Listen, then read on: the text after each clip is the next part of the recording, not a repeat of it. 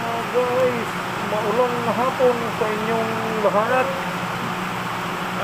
Dahil sa matinding ulan ngayon, matinding baha, ako na lang ang naiwan dito. Nag-uwian yung mga kasama ko kasi binaha sila. Kaya ito, nagtitig ako ngayon dahil may project na ibinigay sa akin. Kaya ako di ko alam kung pag-uwi ko nito dahil sa dami ng dadaanan kong baha, mga guys.